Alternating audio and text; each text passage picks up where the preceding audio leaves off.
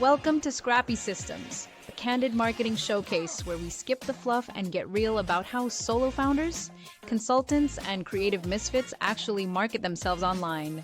Every month, our host Cans and a special entrepreneur guest will unpack the messy, clever, and wildly human systems behind real business growth, so you can steal what works and leave the rest. Got questions?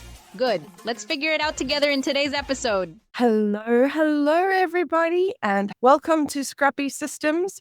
My name is Candice. I am going to be your host today, and I am very excited to talk all things Scrappy Systems, marketing, and community today. I'd also like to say a very big thank you to tonight's sponsor, Candid Community, for basically making this video cast possible. This is the community where solopreneurs can get marketing, product, and e-learning support on a budget. So if you'd like to learn more about the community, please check out the links below as well. Now, I would like to introduce tonight's speaker, who I met actually from a previous speaker from Scrappy Systems. So a very big shout out to Vanessa Roth for introducing me to Yuri. Yuri, welcome to Scrappy Systems. It's so lovely to have you here tonight. The best thing is when you are coming on camera and then you're on mute. Yeah, good start. So let's have fun. Yes. And Candice, thank you so much for inviting me. Shout out to Vanessa. I feel like Vanessa is one of the super connectors there in the world on LinkedIn. And yeah, that's just how it works. You know, you just connect good people and then you see what's happening and like what's brewing if you can smell what's rock is cooking. I love it. Well, she is definitely a super connector. I would say that much. But how did you get to know her? Tell us a little bit about like what industry you're in and who you work with. The funniest thing that I don't remember exactly who connected us with Vanessa, but I believe it was one of the guests from Freelance Thrive and Freelance Sucks podcast that I was doing for Freelance World, where I was just talking to freelancers about their things they do well, such as someone is good at sales, someone is good at marketing and like personal branding, etc. I was asking them about this and about their challenges. And I believe that someone shared with me Vanessa's LinkedIn, or maybe I saw her post somewhere and then I messaged her and connected with her. And we had a really good conversation about like how to master your CV and how to reach out to clients, like what recruiters expect from freelancers and all the stuff. So yeah, like long story short, I'm also connected a lot with the freelance world. So to start with, I'm mostly building communities and I'm helping businesses to connect their business goals with community goals to ensure that they are growing what they're building while also giving a huge value to their community members. And currently, I'm working with a company named Freelancer Map. It's like a huge, very well-known platform in Germany for freelancers, and I'm helping them to grow internationally. And so it's like currently my two worlds is community and freelancing. And I feel like, Candice, that here it's like the best intersection because you are a freelancer who is building communities. So basically, we are in the right spot. 100%. So like, it was almost like kismet that we were introduced, like just meant to be. So can you tell me what kind of people do you work with? And like, is it freelancers? But like what kind of businesses? Is there a specific type? So currently I'm working mostly with people who hire freelancers because I'm currently on the other side. So I'm not like previous 3 years, I was helping freelancers to get better, like how to find your offer, how to be visible on LinkedIn, on social media, how to connect with clients and all the stuff. And then currently I joined another side. So I engage in with companies and staffing, recruiting companies to encourage them to create more projects for freelancers, kind of educating them on how freelancers can move them forward, or how much faster and how much better you can deal with not all the projects, of course. People still need full-time people. Still with like specific projects that you are having on your plate. And another thing that I'm like talking about businesses. So I don't really have a specification. For example, there is one business I work with, another business I don't. The main criteria for me is that I understand what they are building. Because, for example, if an accountant would call to me like, help me build community for accountants, no, it will be a no-no because I don't get them. I don't understand how they do this. They have specific languages and stuff. Even though I can kind of help them overall, I won't be fully invested. But if it's, for example, a company that helps freelancers grow, or if it's a company that builds some tech product, or it's a company that do something like in a health environment, like anything that I can relate to, I can help them. So it's more about like not a specific niche, but something around my interests. And it's like pretty simple. When clients are reaching out to me, we can talk and I'll be super honest with them right away. I can tell like, hey, yes, I understand what you are building. I can help you. Or, no, I have no idea what you are doing. Still, here are some people you can go reach out to them. So it's always like kind of like helping, but it doesn't mean that I want to really work with everyone. Because once again, if I don't know what they are doing, it will be not that nice collaboration, I would say. Yeah, you have to kind of be really interested as well in what you're doing to really bring that creativity and that like chutzpah, if you will, to the project you're working on. And so based on what you've mentioned, you've worked with so many different kinds of people across industries as well as many kinds of projects. I'm wondering like, is there one marketing system that you've implemented for yourself or for others that is like your number one, like, you would shout from the rooftops about it any day? It's interesting that you are asking about this because I feel like everything that I'm doing is marketing and it's very chaotic marketing. So it's not like I have a really great system that works like clock and like I don't have to do anything. I mean, like I have to do a lot. And I'm always in this experimental mode. But what I really would shout out from the roof is that you have to be active on LinkedIn or on some other platforms, social medias where your clients are. Because no matter how amazing expert you are, if you are not visible, who cares? Basically, you have to. And I remember we had this conversation with Gabrielle Yan, and she told me that you have to shamelessly promote yourself as a freelancer. And I was like, really? And I'm like, yes, that's exactly what I was missing. I was like very awkward, like telling about what I do, who I work with, and like sharing my experience. I was like, it's like bragging, and then like what people will think, blah blah blah.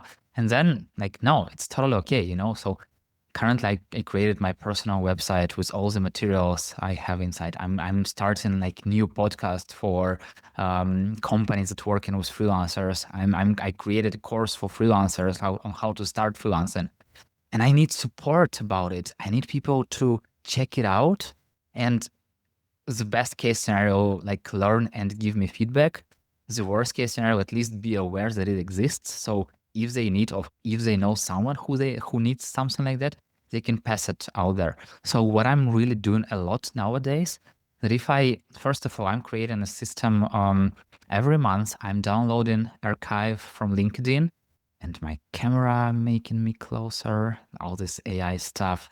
Come back, camera, like move me back. Okay, whatever. It doesn't work that way. I will still be trying to. Okay. So, AI.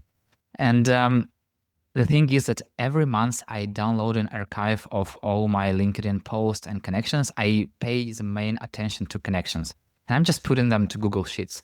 And then in this Google Sheet, I kind of like sort how do I know those people and how can I relate to them. So other freelancers or other people working with freelancers or other community builders or founders, or like I add some tag, and then I know what these people are interested in, how we met, was it some kind of event, was it like, I don't know, just some random meetup, or maybe someone referred. So when I know what people are interested in, I know what materials to share with them. And when I have something interesting that I truly believe that it might help them to do better what they're doing, I'm just shamelessly going out there and sending hundreds of personal messages to people like, hey, go check it out. I believe it might help you. And like the worst case scenario, people will tell me, no, thank you. Like in the middle, they'll be just ignoring, not answering anything. But the best case scenario, it will really help them. And once again, that's how they will be aware of what I'm doing. And I'm doing it not just for myself, I'm doing it first to help them. And it's something that I'm doing like daily. I'm just going through my database and tagging people. I still have like 7-something thousand connections, and I feel like I have only about 1,000 tags. So I still have a lot of work to do. And Gosh. it's like just small atomic habits. I'm a huge fan of like very, very small daily steps. And it works, it works. So in addition to just being out there and sharing my experience on LinkedIn, I'm kind of like continue this journey in personal messages. So I'm building these relationships, not in a way like go buy from me, but like, hey, here is some value. You might like it. And as long as people are not blocking me, everything is good.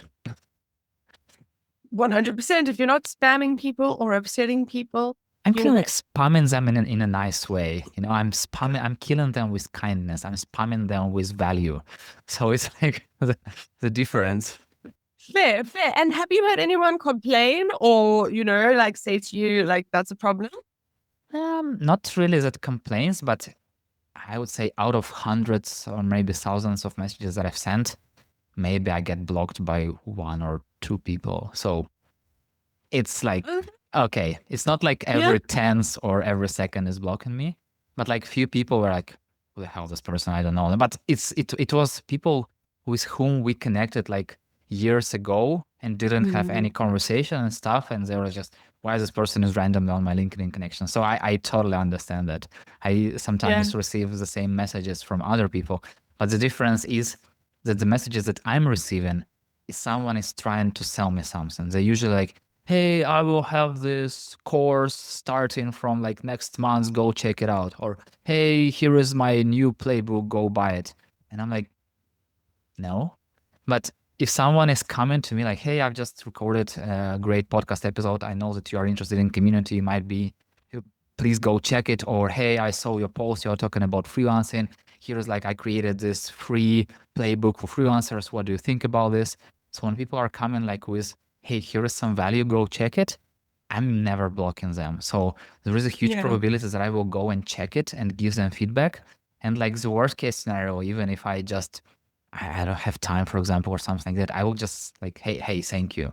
Because if someone did their research and they kind of like share something that can be of value to what I'm working on or people in my network, it's okay. But if they're just randomly popping up out of the blue and just proposing me to go buy something, no. Yeah, that makes so much sense. And I want to ask you to think back a little bit, and I know this might be a bit difficult, but for people in the audience watching, like if you had to go back to say 3 years, 4 or 5 years ago before you had this system, what were the things that you weren't able to do that you felt you needed to build this for, basically? First of all, usually, and I hear it from a lot of people, your LinkedIn connections is just garbage field because you rarely know even like 10% of people inside. And what I'm trying to do, if someone is connecting with me or if I'm connecting with someone, I'm always starting a conversation with like how we met and like what connects us. Because it can help always remember like how we should continue our conversation. Because otherwise, when I was just randomly connecting with people before that, like the week later or like months later, who the hell this person is? How did we connect? How do we know each other? Like, why are we connected at all? So I'm kind of trying to not, let's say, block random connections because I still receive a lot of LinkedIn connection requests. But what I do every time I accept a LinkedIn connection request, I ask people what motivated them to connect with me. And usually it gives me a lot of interesting insights. For example, someone tells me like they liked my post about freelancing and I'm like, oh, okay. So maybe this person would like to learn more about freelancing. Like I know where to point them or how to talk to them, what questions to ask. Or someone is interested about community and the same here. And when people are not answering, it all also like a flag for me. I just tag them random because I have no idea what this person wants. And I have like a lot of random people, which is kind of okayish, but as long as I still have another one message that I'm sending them, like usually it's like in a month or 2 months, or just randomly when I pop up to this person, I'm just like, hey, just a little reminder. If they're not answering to my question, how we connected, I'm just sending them a little reminder, just for me to know like how our journey can continue forward. So before I had this system, it was like a mess. So I had a lot of connections and I didn't know what we can really do like with them. But now it's much more clearer. And even if someone is asking me like, hey, I want to connect with community builders, or I want to connect with freelancers, or I want to connect with staffing companies, or I need connection to some startup founders, etc.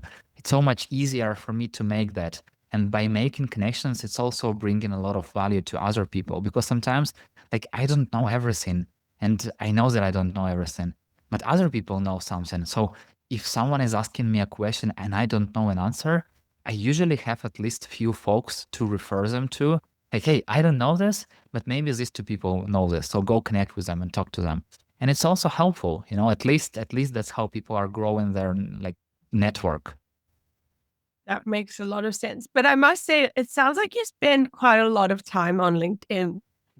Like, how much of this is automated? How much, like, what does your actual like workflow look like? Mm. Like giving away too much of the secrets. So my main automation is that I'm building like step-by-step process. So for example, when I'm tagging people, I have like daily habits that I'm checking 30 people. I'm opening like 30 LinkedIn profiles, and usually it takes, I don't know, 15, 20 minutes. And I'm just doing a quick check of what this person is doing. And I just tag in like freelance, community, random, etc. And I also have like 5 LinkedIn pages. So one is Community ROI podcast, another Humans of Business podcast, and 3 of Freelancer Maps. So we have 2 different pages for freelancers, international and German. And we also have like Hiring Academy page. It's for recruiters. So based on the tag I'm giving to these people, I'm inviting this person to one of those pages, sometimes to several, because why not grow subscribers? It's like taking me 1 second, but it's like easy. I don't need to do it again right away. I'm tagging those people, so I'm inviting them to pages. Sometimes I see that, oh, it's interesting person. I will send them a question, or we need to collaborate. And even just going through the 30 people a day also helps me to kind of like find interesting contacts that I might have missed. Talking about like automations, I tried this Phantom Buster stuff, to automate your LinkedIn, but first of all, it's paid. Like, I mean, like, it's not that much. I feel like it's $70 per month. Like, it saves a lot of time, so it's definitely worth it. I'm still afraid of using it, like overall using it, because recently I used it and I was blocked for an hour on LinkedIn because they are doing their automation prevention system and they highly encourage you to purchase their sales navigator and stuff. So I don't really want to kind of lose my network. So I'm kind of like afraid to use this automation tool. So mostly I'm automating processes. So I don't need to think what I do. I have just daily task, connect to 30 people, invite them to these groups, and maybe send them personal messages if I think that I need to do this. So it's kind of like systematization instead of automation, I would say. Yes, like you built the whole operating system. It sounds like that. I mean, if it wasn't you who did that, you could probably get someone else to pick that up. Obviously, it's your network and it's important that you own it and know the people. But I really love that you kind of created the CRM of LinkedIn, which honestly, I mean, I'm at about 3,500 followers now, and I'm just like, how does anyone know anyone at like 500,000, or like when you at like have a real, like, how do you know, and how do you start to segment and actually target, your leads if they're not actually accessible and you just spammed? One thing I want to ask for anyone who's starting today. So, I mean, you say you do little incremental bits. Like if I've got 3,500 followers. Like how do I even start to think about that without getting overwhelmed and hiding in a corner?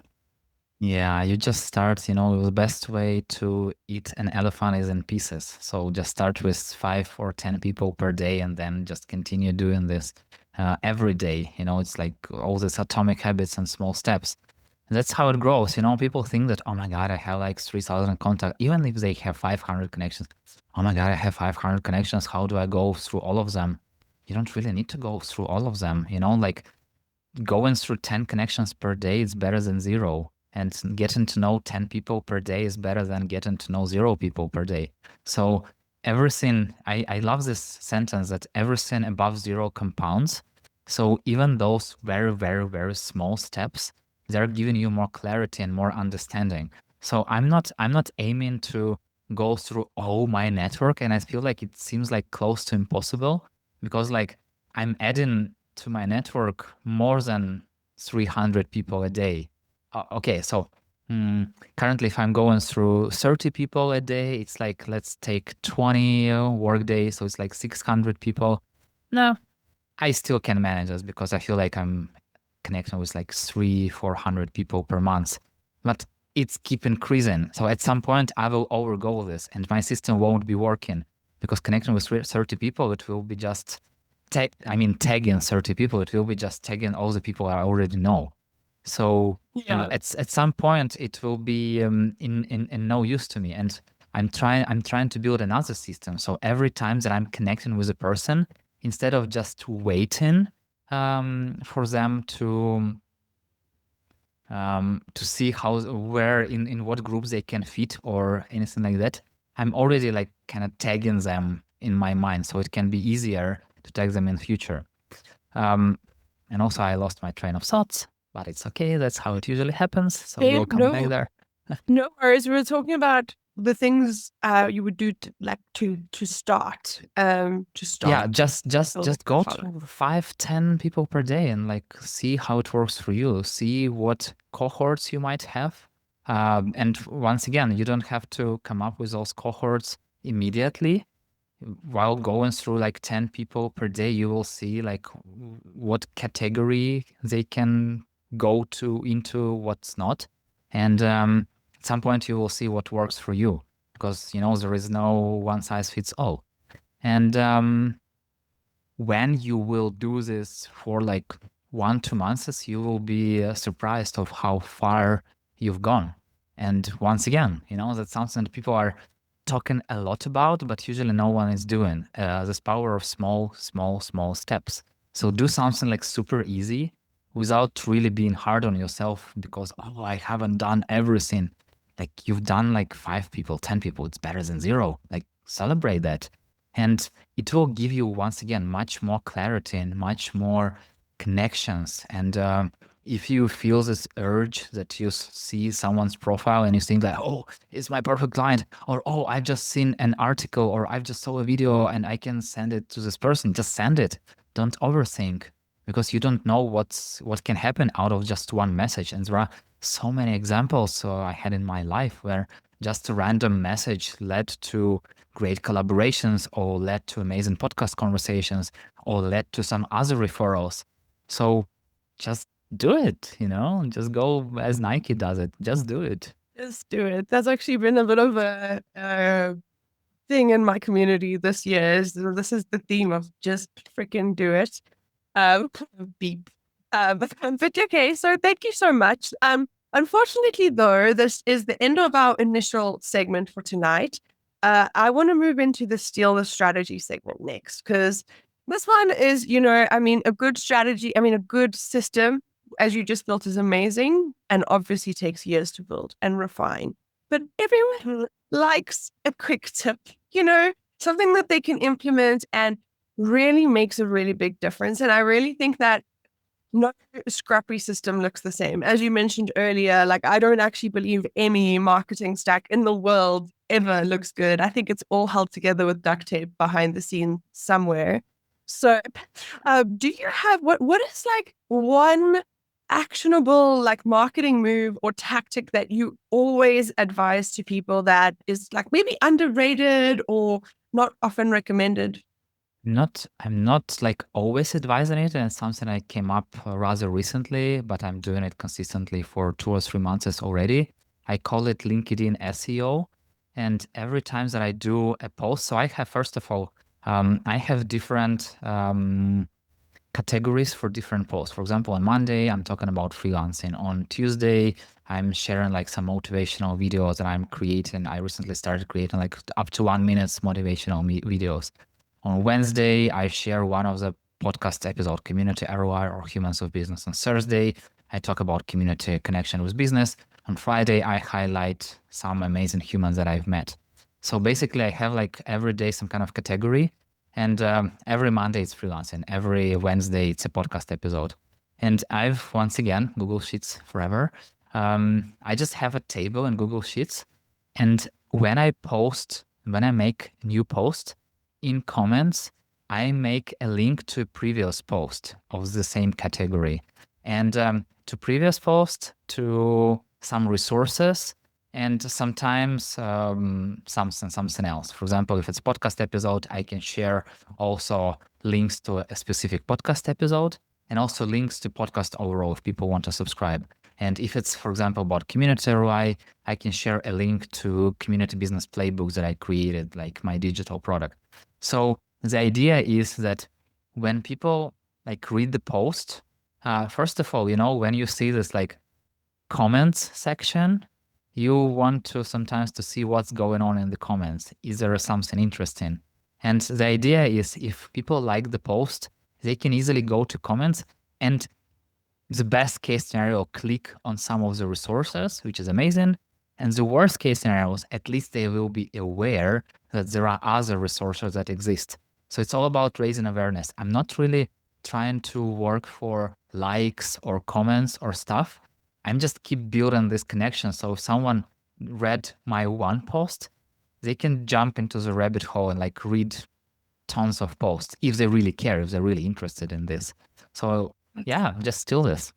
Genius. That is so genius. Because I think the biggest frustration is like, I think anyone who's a freelancer always worked for themselves can relate is like, you spend hours on a beautiful post and you send it out, and then within hours it gets no likes. And so it's dead to the world, as if you never wrote that thing or never produced that piece of content, which can be so expensive, actually. Like, never mind, like it just on time and, as much of energy is put into it. So I think that that's a freaking brilliant tip to like make sure your content lives longer on social media to some extent. And the funniest thing, it's also saved you time because when I was on vacation, so I was out for 2 weeks and I didn't create anything new, but I still wanted to kind of keep posting. So I just created like, here are 3 last tips you might have missed. Here are 5 last podcast episodes you might have missed. So I just scheduled those posts with links to previous posts. So if someone missed them, they could go and search. Yes, of course, it was less reach and less likes and less comments, close to 0. I mean, like likes and comments. Reach, it was still like hundreds, sometimes thousands. It was still kind of working. And it's still about consistency, Probably just not maximally because you weren't there to like engage with the people, engage back. And if you were, it would have been bigger. But that is so clever. I mean, I haven't had a holiday in 2 years. I'm like that. And that's not a brag. That's a really bad, like shameful admission. So like to be able to go on holiday and not worry about posting and content, because I like, every now and then I'm like, oh, what if I could go away? But I'd still have to, post or create new content. And that's always the blocker to actually taking the leave. I'm so curious, what was being able to take a break the main reason you started using this tactic? Or is it actually to make your content just live longer? And actually, is it kind of, does it have any actual SEO effect outside of LinkedIn, for example? I have no idea outside of LinkedIn, because once again, LinkedIn is LinkedIn, and everything that happens, they have this kind of like black box and you have no idea what's going on. You can see some signs, I noticed that when you are messaging, sending someone a personal message, and if they answer, you will see each other's content for a few days. So it's something I'm also trying to use. For example, if I'm like reaching out to companies that working with freelancers, and if I've made a post about freelancing, it's good to reach out to the companies on those days, so they hopefully can see my post or something like that, and they can relate. It's kind of like playing a little bit with these games, but overall, it's more about creating funnel that people can keep going, keep going, keep going, and as you've mentioned, to make content kind of live longer, because I don't know. Once again, it's really, really hard on LinkedIn to really understand what works, what doesn't, because there are a lot of, like, as they call themselves, LinkedIn gurus who knows everything. And then you see two different opposite advice, and one person says it works for them, another person it works for them. So I feel like it's always, you have to identify what really works for you. So for me, it's more about kind of like creating this loop that people can see that it's not the end when they file on my post. Like, it's not the end, it's just the beginning of their journey. And they can go and click forward and click forward and click forward, etc. So yeah, and once again, there is also a secret to all this LinkedIn engagement.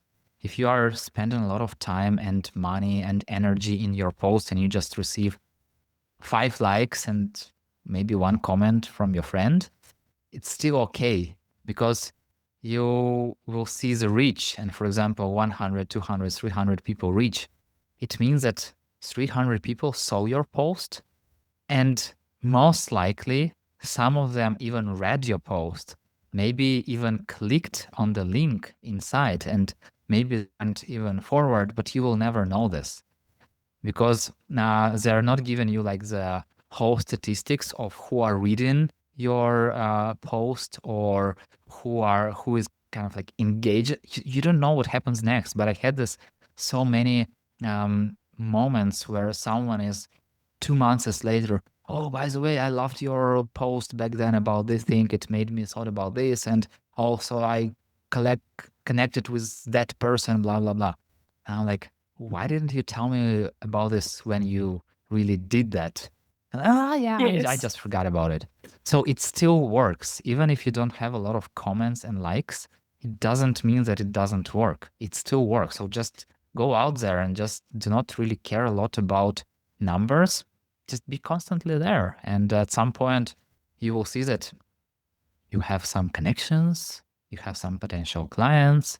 Some people are thinking that you are an expert.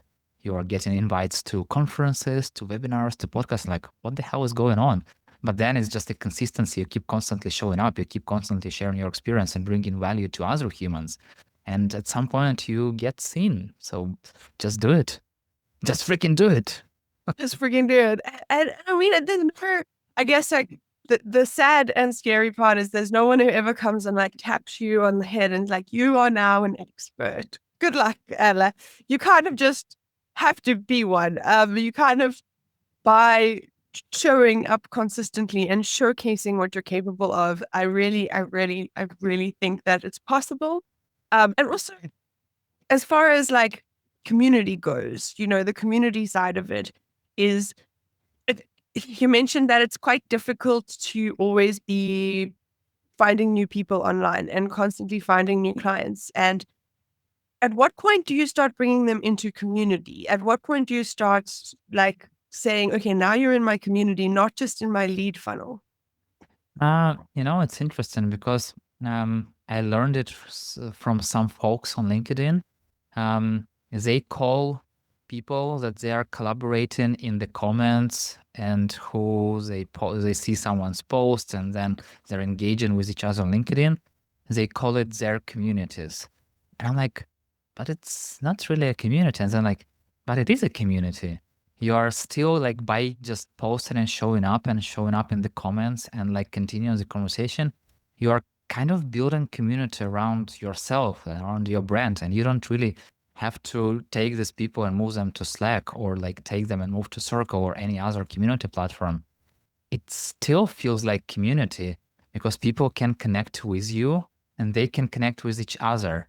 yes, it's not a perfect platform, but it's still a community. So I feel like the more I engage with people, the more people post comments under my posts, the more I see their posts, and the more I call it meaningfully engage with each other. Not in a way that just like, whatever, forget about it, but to really read what they're writing, think about it, share something that you are thinking, add value to their post, continue this conversation. The more you do this, the more you build your personal community on LinkedIn. And it's also you are doing networking without really doing networking. And it's something I'm always saying to people who are afraid of like posting on LinkedIn. They're like, oh, I want to be visible, but I don't know how to do this. I need to come up with some content plan and marketing plan. And I'm like, no, you don't really need to do this. Just go connect with people, see what they're writing about, and just add meaningful comments under their posts. It would be enough as a first step. First of all, you will have like really meaningful connections because every person, I mean, like if you are, I don't know, messaging Steven Bartlett, who has like millions of subscribers, maybe he doesn't care. But when you are messaging to like people who do not have like hundreds of thousands of followers, yeah, most likely they will see you and they will continue the conversation with you. And you never know what might happen next. So just by showing up in the comments, just by adding value to what this person is talking about, you already build on your relationships. And which is nice, if we are talking about finding clients, it's also one trick that sometimes people can do. If you see experts who are in your niche, you don't really need to become one more expert and post. Yes, it would be okay if you will post more about what you're doing, how you're helping clients, but you still can stick to those kind of like whales of LinkedIn content creation, the small fishes that are sticking to them. And then while they will bring a lot of attention to themselves, to their posts, by making meaningful comments that gives extra attention and extra value to the post, you will also receive piece of that attention. And some clients who will think, oh, this person is too expensive, they definitely don't have time. They will see you and like, oh, maybe this expert is not that expensive. Maybe I can work with them. And it doesn't mean that you are less expensive. You can be more expensive, but they won't message that person because they're afraid they have a lot of on their plate, but they will message you because you are still there. You are still adding value.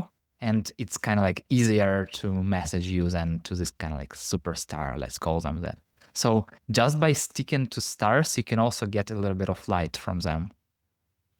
I love that. Your community is 100% in the comments. I've actually been quite surprised whenever I often like love to create like compete in the comments and when there's lots of competitions, or I like to say something really funny or have a really important opinion. I really want to share it. And sometimes I'll get more followers from a comment on someone else's post than from ever posting something like myself, which is a little bit shocking, but I think it's a problem. We have this idea in our minds that you have to own your audience. And that's like the most disgusting like marketing thing. And I hate it so much. And I think you never own your community, and I think that's maybe the problem a lot of people have when coming into the community is you cannot own it. It is not yours. It doesn't belong to you. These are people you're creating space for in some sense. And you can create space anywhere on the side of the road, on LinkedIn, Yeah. Amazing. Okay, so before I get carried away, I really want to jump into our last segment, which is the Scrappy Stack. Now, we've spoken a little bit about Google Sheets, and we've mentioned LinkedIn, and one other tool you mentioned about for analytics. It was Phantom Buster. It was for automation. Yes. Yeah. Automation, yes. But what are like your go-to marketing tools or your go-to tools, even just in your business that you couldn't live without? Yeah, I'm usually using Descript for creating like all the things around podcast and small clips and stuff. I play a lot with ChatGPT, of course, because it helps me to clarify my thoughts and also to have an assistant that I can talk to and like come up with better ideas just to ideate with someone as smart as me, myself, and I. So kind of like talking to myself without talking to myself, without having a feeling that I'm talking to myself. Yeah. Then I would say, yeah, LinkedIn, of course. I use Notion.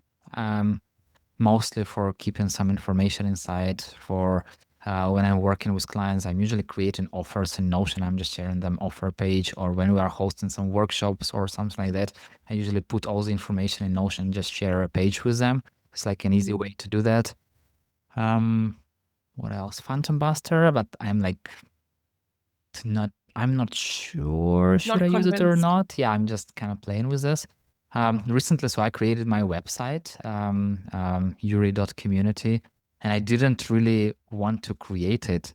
I was just testing this tool called Manus, and I asked it to help me to make my Notion page better, more structured.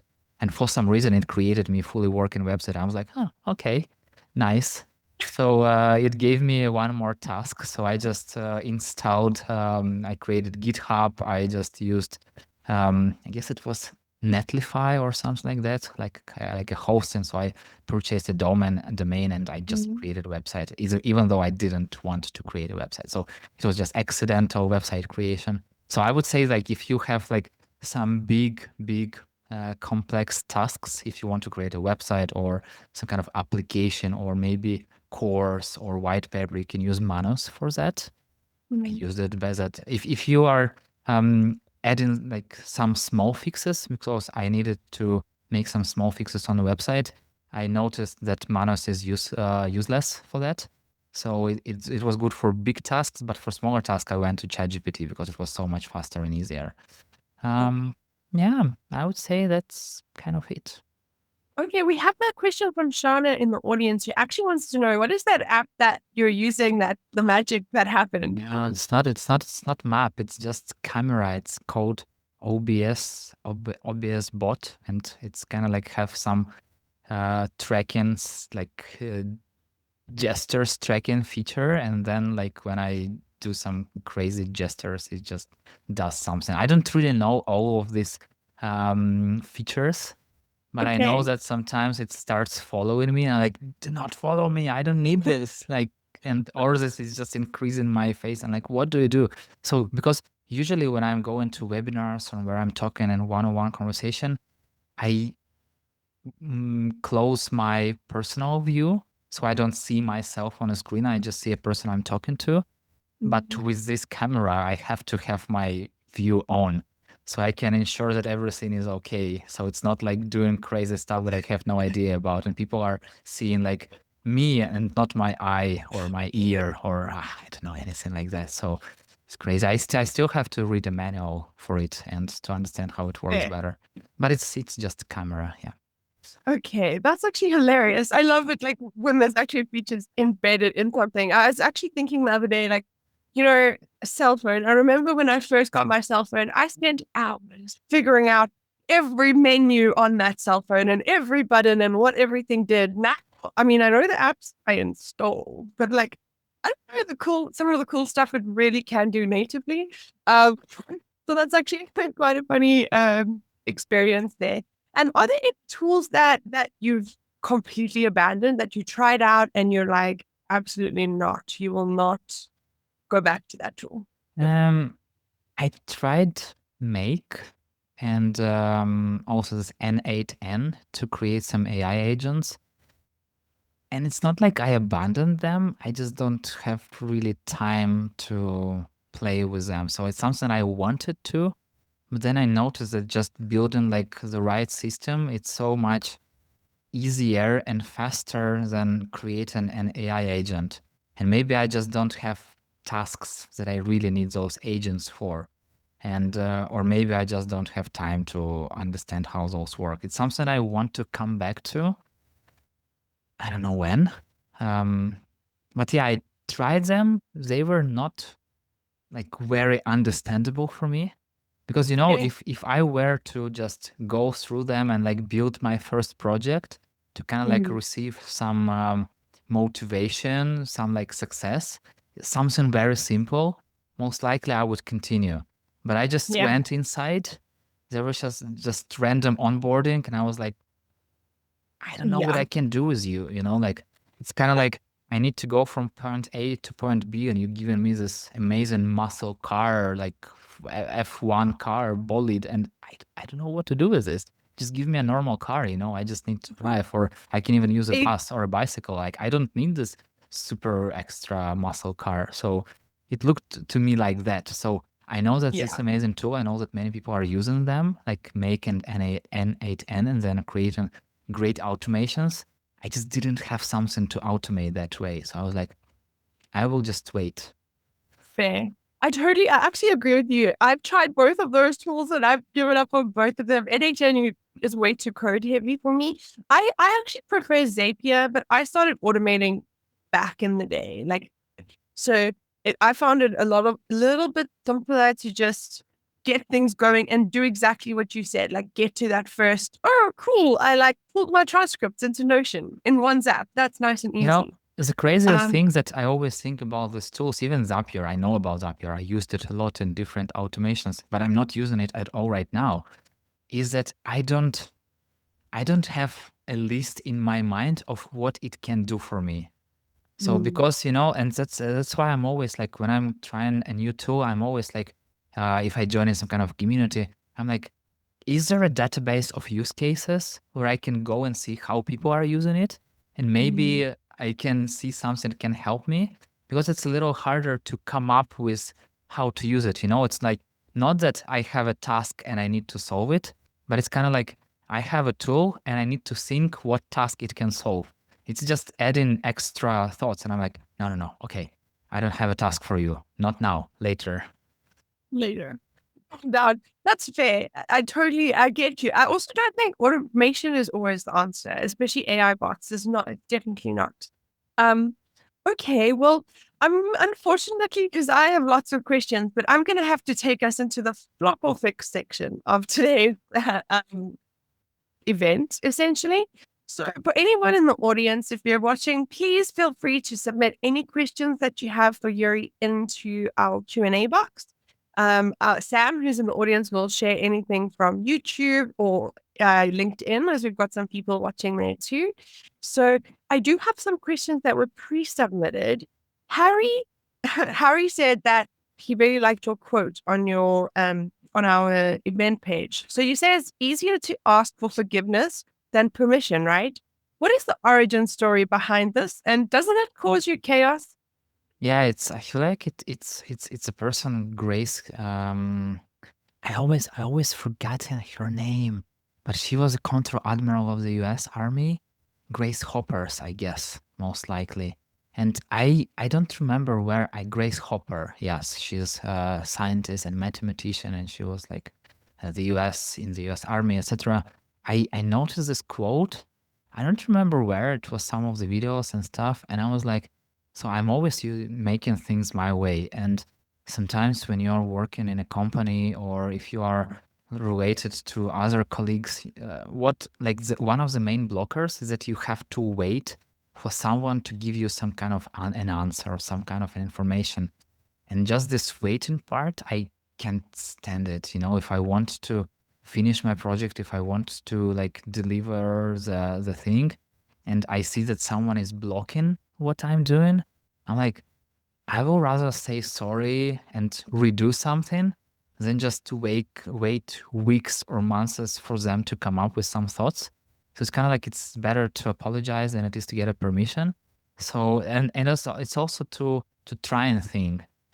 So many people are waiting for a manager or for someone to kind of like give them green light to try something. I will try in that time while waiting for this permission. I will try 10 things, find out that 8 are not working and 2 are working. So the next time we have a meeting with a manager or with a client, etc., I will tell them, hey, I already tried these 10 things, 8 doesn't work, 2 are working. Which way would you like to go? So it's so much like I'm more this action taker than kind of like overthinker. So that's how it works for me. So do not ask me to think a lot. I still have a lot of experience. I still have a lot of practice. So my brain thinks faster. So it's easier for me to come up with some MVP, like minimum viable product, test it, and then improve it, than just creating 10 futuristic scenarios and none of them will really work. That must work really, really well in a freelancer context, consulting context, and like just where you have to own your own business or be a owner or a entrepreneur in residence within a business, where you have to literally own the process, whatever's happening, the deliverables. I really love that kind of bias towards action. I think that if all freelancers just learned that, then they would really keep clients in the long run, honestly. You need to be that way, because if you are not taking actions, how can you really be a freelancer? Who are you waiting for? No one will bring you projects. No one will do anything for you. If you're a freelancer, you're like kind of on your own. Yes, you might have a community of other freelancers or any other community, but overall you have to be proactive. No one will tell you like what to do. And how can you find clients if you are like waiting for someone to tell you how to find clients? No, you have to test a lot. Agreed. 100%. Test, especially early on. Validate your experiments. I love it. Okay, so Zane wants to know, so you have 3 weeks. What would you do to grow an audience for a launch? We are talking about community, yes? Yeah, I guess. community launch.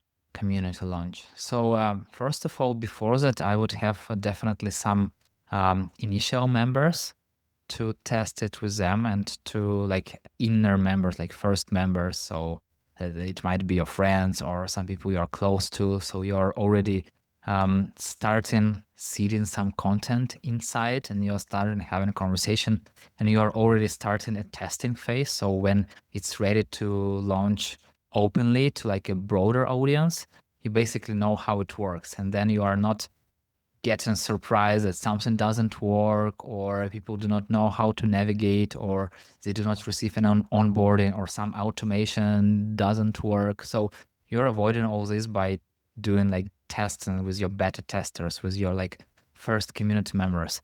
And basically 3 weeks before, I would really need much more details. Like, do you have 3 weeks from starting community from zero and then to launch, or do you have just 3 weeks just to launch a community? So it's like yeah, so the context is like 3 weeks to launch an MVP WhatsApp community. That his startup works in the startup boss is just like, we got to go. You got to launch this. I've decided.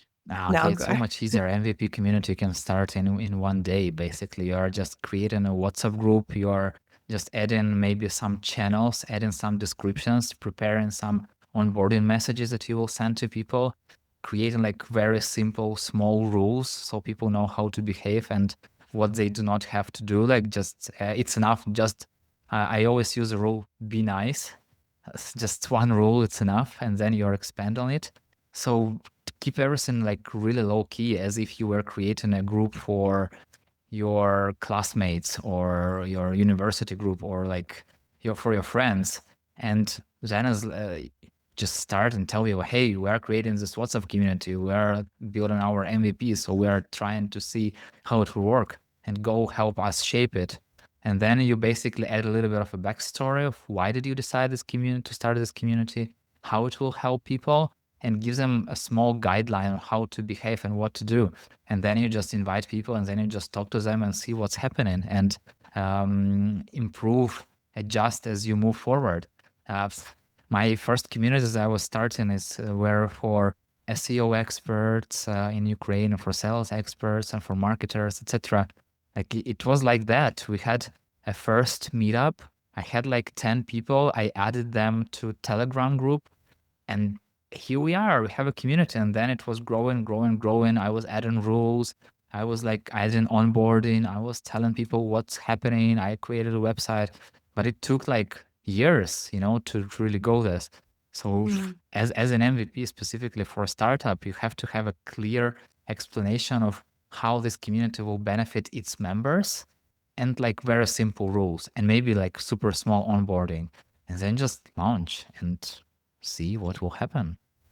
And you have to one more thing, that you have to be prepared to spend a lot of time on talking to people, and encouraging them to engage with others, encouraging them to introduce themselves, encouraging them to asking questions. So it's a lot of background work.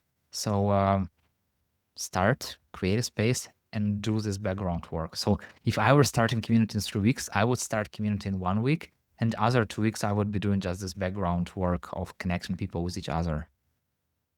I love that. That's a brilliant, brilliant first way to start, especially with an MVP. Test as fast as possible.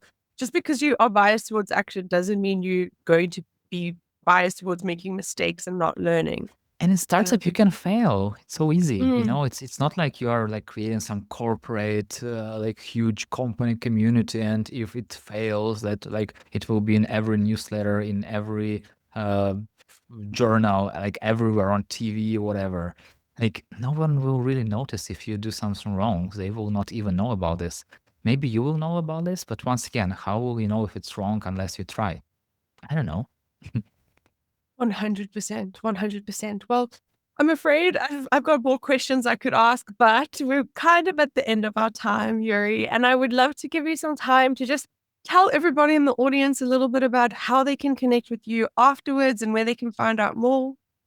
Yeah, I feel like the easiest way it's on LinkedIn, of course, because it's just one Yuri Lazaruk. You can find. I checked this. There is only one Yuri Lazaruk, so you can just go on LinkedIn and join me. Send your connection request. If you have a premium LinkedIn account, add a message. If you have free LinkedIn account and you still have some free, you have usually 5. We can usually send 5 messages. Please use one of those and just tell me why did you decide to connect with me, because it will help a lot to see how we can move forward in our mutual journey. And yes, there is a link in chat, yuri.community, Yuri with 2 I's in the end, .community. I gather all the resources, all the podcasts, all the articles, like everything that I'm creating for community, for business, for freelancers. You can easily check this and just have fun and play with it and ask me questions, because it's also, I really like responding questions. And sometimes it's also one more hack. Sometimes not in personal messages, but if I see that there is a really big question, I will give a really big answer, but I will turn it into the post. I won't mention who asked me this question, like what is the context, but I will answer the question and then send you a link to the post, because it will serve 2 goals. First of all, I will help you. And secondly, there are definitely other people who are having the same situation as you are, and hopefully it will help them too. So yeah, just ask your questions. Thank you so much. And you left us with a top tip, as always. Thank you so, so much for joining us tonight, Yuri. It's been so amazing to chat with you. And thank you to our attendees and those watching on all the different platforms. It's been so, so good to have you here with us today. We have Scrappy Systems every single month, so please feel free to join us. Next month, we're actually going to be hosting Dakota Snow, who is a very unlikely community founder. Honestly, he's surprised the heck out of me. He's the bearded IT dad. He's also a YouTuber, like an IT guy with a massive YouTube following, who just happened to completely ditch Circle and move his community onto a platform he bought and built from scratch. So I'm very excited to talk about that topic. So anyone who wants to understand how to make Scrappy out of your community, please join in. The link is in the chat. And yes, thank you all for brightening my week. And Yuri, once again, thank you as always. I look forward to our next one. Thank you very much, Candice. Have an amazing time of the day. And yeah, see you on LinkedIn. 100%. See you there. Cheers, everyone. Bye.